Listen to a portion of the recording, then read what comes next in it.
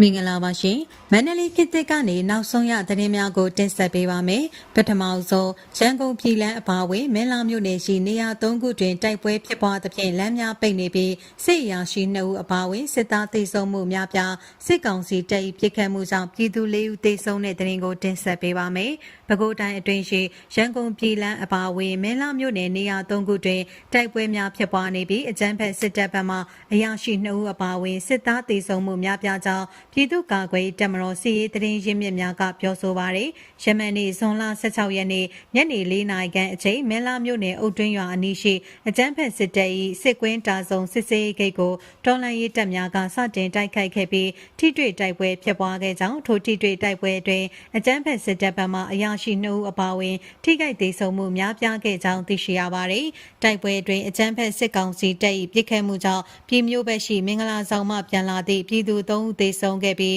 းရုပ်အလောင်းများကိုလက်ရှိအချိန်ထိကောက်ယူနိုင်ခြင်းမရှိသေးကြောင်းသိရပါသည်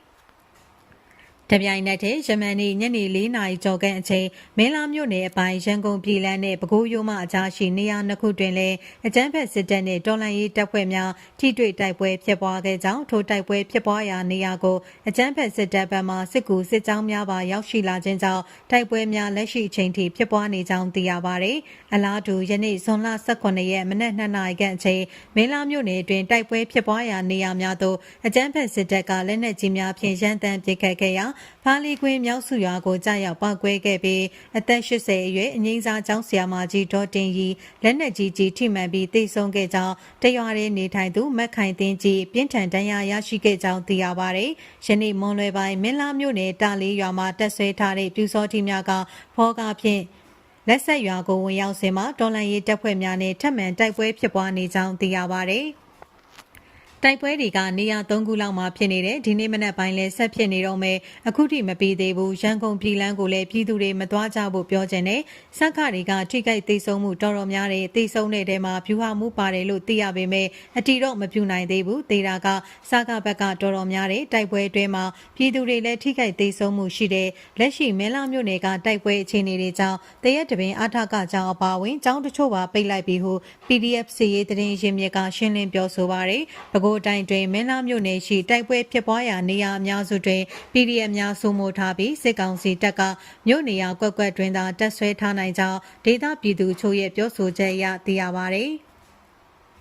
်နောက်ထပ်တင်ဆက်ပေးမယ့်သတင်းကတော့စီဆိုင်မြို့နယ်တပူးထိုးရွာကို PNO ပြည်သူစစ်မီတင်ရှို့တဲ့သတင်းကိုတင်ဆက်ပေးပါမယ်။ရှမ်းပြည်နယ်တောင်ပိုင်းစီဆိုင်မြို့နယ်တပူးထိုးရွာကို PNO ပြည်သူစစ်တွေကကြေးရွာတွင်ရှိဒေသခံပြည်သူနေအိမ်တွေကိုမိရှို့ဖျက်ဆီးခဲ့တယ်လို့ပအိုအမျိုးသားလွတ်မြောက်ရေးတပ်မတော် PNLA ကဒီကနေ့မှထုတ်ပြန်ပါတယ်။စီဆိုင်မြို့နယ်နောင်ကျောကြေးရွာအုပ်စုတပူးထိုးကြေးရွာမှာတပ်ဆွဲထားတဲ့ PNO ပြည်သူစစ်ကပြီးခဲ့တဲ့ဇွန်လ12ရက်ကညပိုင်းမှာတပူးထိုးကြေးရွာအတွင်းကိုနေအိမ်တွေကိုမိရှို့ဖျက်ဆီးခဲ့တာပါစစ်ကောင်စီလက်ခံပြည်သူစစ်တွေရဲ့မိရှို့ဖျက်ဆီးမှုကြောင့်တပူးထိုးကြေးရွာကနှစ်ညဆက်တိုက်မိလောင်ခဲ့ပြီးကြေးရွာအတွင်းရှိနေအိမ်6လုံးမိလောင်ပျက်စီးခဲ့တယ်လို့ PNLA ကဆိုပါတယ်တပူးထိုးကြေးရွာဟာ PNO ပြည်သူစစ်တွေတက်ဆွဲနေထိုင်တာ၄လကျော်ရှိပြီဖြစ်တယ်လို့ဇွန်လ9ရက်ကလည်းဒေသခံရွာသားတွေကိုကြေးရွာအတွင်းမောင်းထုတ်ပြီးနောက်နေအိမ်တွေကိုမိရှို့ဖျက်ဆီးခဲ့တာဖြစ်ပါတယ်ဒေသခံတွေရဲ့ပြောပြချက်အရတပူးထိုးကြေးရွာအတွင်းရှိနေအိမ်တွေဟာတအိမ်လုံး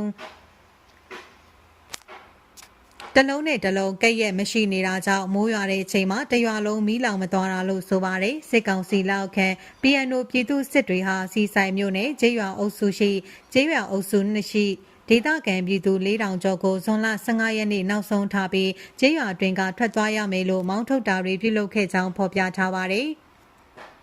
စီဆိုင်မြို့နယ်ရှိနောင်ကျောကျေးရွာအုပ်စုနဲ့တောင်ရှိကျေးရွာအုပ်စုရှိကျေးရွာပေါင်း900ကဒေသခံတွေဇွန်လ15ရက်နေ့နောက်ဆုံးထားပြီးထွက်ခွာပေးဖို့ PNO ပြည်သူစစ်တွေကပြီးခဲ့တဲ့ဇွန်လ15ရက်နေ့မှာကျေးရွာတွေကိုစာပို့အကြောင်းကြားလာတာဖြစ်တယ်လို့သိရှိရပါတယ်။နောက်ထပ်တင်ဆက်ပေးမယ့်သတင်းကတော့ရန်ကုန်မော်လမြိုင်ရထားလမ်းလုံခြုံရေးယူနေတဲ့စစ်ကောင်စီတပ်မိုင်းဆွဲတိုက်ခိုက်ခံရတဲ့သတင်းကိုတင်ဆက်ပေးပါမယ်။မွန်ပြည်နယ်တထုံမြို့နယ်ကရင်လေးစိတ်ကျေးရွာရန်ကုန်မော်လမြိုင်ရထားလမ်းလုံခြုံရေးယူနေတဲ့စစ်ကောင်စီတပ်မိုင်းဆွဲတိုက်ခိုက်ခံရတာကြောင့်ထိခိုက်ဒေဆုံးမှုရှိတယ်လို့တထုံခရိုင်ပြည်သူ့ကာကွယ်ရေးအဖွဲ့ထံကနေသိရပါဗျ။ဇွန်လ16ရက်မနက်6နာရီခွဲအချိန်ကမှအင်အား6ဦးနဲ့လမ်းကင်းလုံခြုံရေးယူနေတဲ့စစ်ကောင်စီတပ်ကိုတထုံခရိုင်ပြည်သူ့ကာကွယ်ရေးအဖွဲ့ကရှေ့ထွက် ပိုင်းနဲ့မိုင်းဆွဲတိုက်ခိုက်ခဲ့တာပါအဲ့ဒီတိုက်ခိုက်မှုအတွင်းစစ်ကောင်စီတပ်သားတို့လွင့်ထွက်သွားပြီးကျန်တဲ့စစ်ကောင်စီတပ်ဖွဲ့ဝင်အချို့လည်းထိခိုက်ဒဏ်ရာရတာရှိတယ်လို့တထုံခရိုင်ပကဖတာဝန်ရှိသူတို့ကပြောပါတယ်ဒီတိုက်ခိုက်မှုဟာစစ်ကောင်စီဘက်ကရထားလမ်းပိုင်းလုံခြုံရေးလာယူတာတွေရှိတယ်ဆိုတဲ့သတင်းပေးပို့ချက်တွေအရအပိုင်ဆောင်ဆိုင်ပြီးမှတိုက်ခိုက်ခဲ့တာဖြစ်တယ်လို့ဆိုပါတယ်မိုင်းဆွဲမှုပြီးထိခိုက်ဒဏ်ရာရရှိတဲ့တပ်ဖွဲ့ဝင်တွေကိုစစ်ကောင်စီဘက်ကလာရောက်ကောက်ယူသွားပြီးတထုံခရိုင်ပြည်သူ့စေယုံထံသို့ပို့ဆောင်ထားတယ်လို့စုံစမ်းသိရှိရပါတယ်။မွန်ပြည်နယ်တထုံမြို့နယ်နဲ့ဘီလင်းမြို့နယ်ရှိရထားလမ်းပိုင်းတွေမကြာခဏဆိုသလိုမိုင်းခွဲခံနေရတာကြောင့်စစ်ကောင်စီဘက်ကဇွန်လဆန်းပိုင်းကစပြီးလန်ကင်းလုံခြုံရေးဆောင်ရွက်နေတာဖြစ်ကြောင်းသိရပါတယ်။နောက်ထပ်တင်ဆက်ပေးမယ့်သတင်းကတော့တော်လန်ရေးကာလမွန်ပြည်ချတာတရက်ရေးဆွဲဖို့မွန်ပြည်ဖက်ဒရယ်ကောင်စီဆုံးဖြတ်တဲ့သတင်းကိုတင်ဆက်ပေးပါမယ်။မွန်ပြည်ဖက်ဒရယ်ယူနစ်တရက်ပေါ်ပေါက်ရေးအတွက်တော်လန်ရေးကာလမွန်ပြည်ချတာတရက်ရေးဆွဲသွားဖို့တတိယကြိမ်ညီလာခံကနေဆုံးဖြတ်လိုက်တယ်လို့မွန်ပြည်ဖက်ဒရယ်ကောင်စီ MSFC ထံကနေသိရပါတယ်။မွန်ပြည်နယ်10မြို့နယ်ကိုအခြေပြုပြီးရည်ရွယ်ချက်တူဘဝတူတော်လန်ရေးအင်အားစုတွေစုစည်းပြီးတော်လန်ရေးကာလမွန်ပြည်ချတာတရက်ကိုရေးဆွဲသွားဖို့ဇွန်လ15ရက်နေ့ညီလာခံအပြီးပြုလုပ်တဲ့သတင်းစာရှင်းလင်းပွဲကနေအသိပေးထုတ်ပြန်လာတာပါချာတာအတွက်ပါတစ်ပါတိုက်တဲ့မူပေါင်းတွေကိုစတင်ညှိနှိုင်းဖို့ပြည်내အတွင်းရှိတော်လှန်ရေးအင်အားစုတွေအားလုံးကိုဖိတ်ခေါ်သွားမယ်လို့မွန်ပြည်ဖက်ဒရယ်ကောင်စီဝင်နိုင်မွန်ဆိုင်ကပြောပါတယ်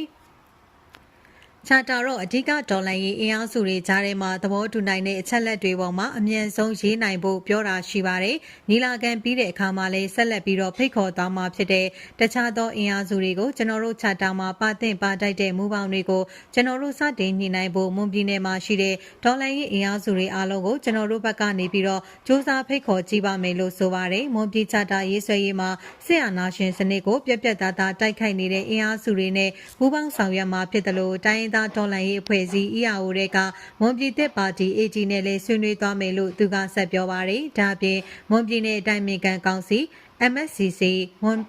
ပြည်내အတွင်းရှိ CDN အဖွဲ့ဝင်တွေအပြင်လက်နက်ကိုင်အင်အားစုတွေနဲ့လည်းဆွေးနွေးပြီးအားလုံးသဘောတူညီချက်နဲ့ချက်တာတစ်ခုရအောင်စူးစမ်းသွားမယ်လို့နိုင်မွန်ဆိုင်ကဆိုပါတယ်။မွန်ပြည်အတွင်း Federal ဖော်ဆောင်ရေးလုပ်ငန်းတွေတင်ပြဖို့နဲ့ရှေ့လုပ်ငန်းစဉ်တွေကိုချမှတ်ဖို့ရည်ရွယ်ချက်တွေနဲ့မွန်ပြည် Federal ကောင်စီတတိယကြိမ်ညီလာခံကိုဇွန်လ14ရက်နေ့15ရက်နေ့တို့မှာကျင်းပခဲ့ပါတယ်။ညီလာခံမှာမွန်ပြည် Federal ကောင်စီရဲ့ MSFC ရဲ့နိုင်ငံရေးစည်းရေးဆိုင်ရာပူးပေါင်းဆောင်ရွက်မှုတွေနဲ့ကောင်စီရဲ့အခမ်းကဏ္ဍကိုဆွေးနွေးခဲ့ပြီးမွန်ပြည်ချာတာရေးဆွဲရေးအပါအဝင်ရှေ့လုပ်ငန်းစဉ်၄ခုကိုချမှတ်ခဲ့တာဖြစ်ပါတယ်။အဲ့ဒီတဲကနိုင်ငံရေးနဲ့စစ်ရေးကဏ္ဍမှာဘယ်လုပ်ငန်းစဉ်ကိုဦးစားပေးဖို့ရှိမလဲဆိုတာသတင်းဌာနကမေးမြန်းရမှာတော့ပြည်내အတွင်းမတူညီတဲ့အင်အားစုတွေကြားနိုင်ငံရေးရပူးပေါင်းလှုပ်ဆောင်ဖို့စစ်ရေးတွေလည်းများများဖော်ဆောင်ဖို့ဆွေးနွေးခဲ့တယ်လို့နိုင်မွန်ဆိုင်ကပြောကြားပါတယ်။နှစ်ရက်တာကျင်းပခဲ့တဲ့ညီလာခံမှာအင်အားစုအသီးသီးကကိုယ်စားလှယ်200ကျော်ဟာဖွင့်ပွဲအခမ်းအနားကိုတက်ရောက်ခဲ့ပြီးဒုတိယရက်မှာတော့ online ကနေ125ဦးနဲ့မြေပြင်မှာ82ဦးစုစုပေါင်းကိုယ်စားလှယ်196ဦးတက်ရောက်ခဲ့ကြတာပါညီလာခံမှာကောင်စီဝင်နိုင်ကောင်းရွယ်မိကွန်ချန်းတို့နဲ့ဒေါက်တာတီရီမွန်ချန်းတို့ကိုတဘာပတိအဖွဲ့ဝင်ဖြစ်ရွေးချယ်တင်မြှောက်ပြီးကော်မတီ3ရဲ့ဥက္ကဋ္ဌတွေကိုရွေးချယ်ကတတိယကြိမ်ညီလာခံကနေချမှတ်တဲ့နိုင်ငံရေးစည်ရေးနဲ့အုပ်ချုပ်ရေးဆိုင်ရာလုပ်ငန်းစဉ်တွေကိုဦးဆောင်သွားမယ်လို့ထုတ်ပြန်ထားကြောင်းသိရှိရပါတယ်